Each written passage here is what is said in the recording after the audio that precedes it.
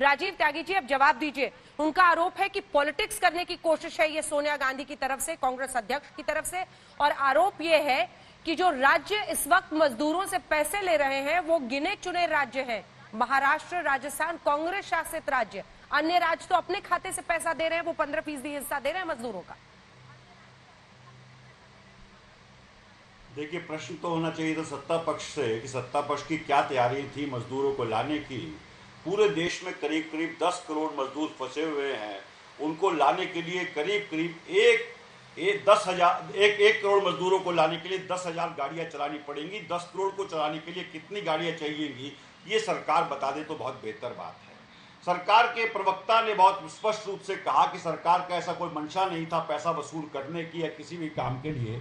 आज श्रीमती सोनिया गांधी जी ने सुबह 8:21 पर एक पत्र लिखा जिसमें बहुत स्पष्ट लिखा कि जब देश की सरकार 100 करोड़ रुपए गुजरात में खर्च कर सकती है खाने पे, ट्रांसपोर्टेशन पे और सब एक कार्यक्रम पर, इसके अलावा देश की सरकार 151 करोड़ रुपए पीएम केयर फंड में दे सकती है, तो रेलवे मंत्रालय जब पीएम केयर फंड में 115 करोड़ रुपए दे सकता है तो देश की सरकार के, जैसा मेरे मित्र ने कहा, देश के श्रमिकों के लिए 10 करोड़ रुपए नहीं दे सकता था। ये प्रश्न बहुत लाजमी है। दूसरी बात, मेरे मित्र ये भूल गए कि सारी चीजें आज इंटरनेट की वजह से सोशल मीडिया पे उपलब्ध हैं। ये रेलवे मंत्रालय का बकायदा परिपत्र है जो कि 2 मई का है। उसकी एक क्लॉज पढ़ के सुना देता हूं जना जी, स्थिति साफ हो जाएगी कौन झूठ बोल रहा है कौन नहीं बोल रहा है। क्लॉज नंबर 11 का बी है, I quote, railway shall print train tickets to the specified destination as per number of passengers indicated by originating state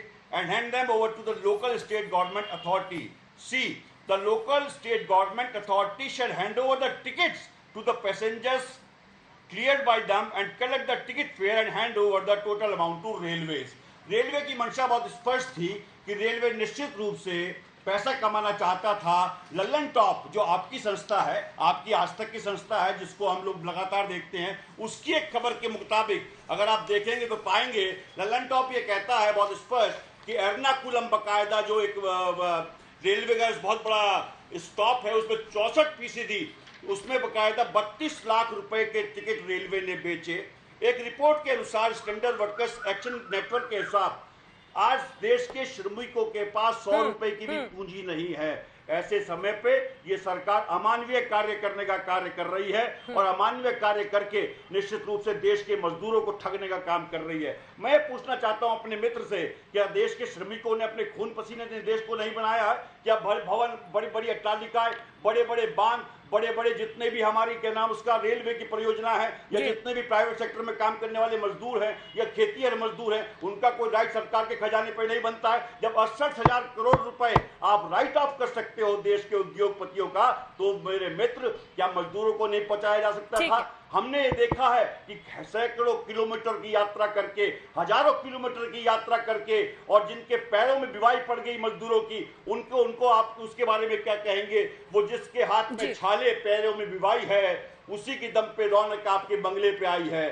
तो बंगलों पे जो रौनक आती है, अट्टालिकाओं पे जो रौनक आती है, देश की संसद में जो रौनक आती है, देश के खजाने में जो रौनक आती है, वो देश के मजदूरों की वजह से आती है और सरकार ने मजदूरों को छलने का काम किया।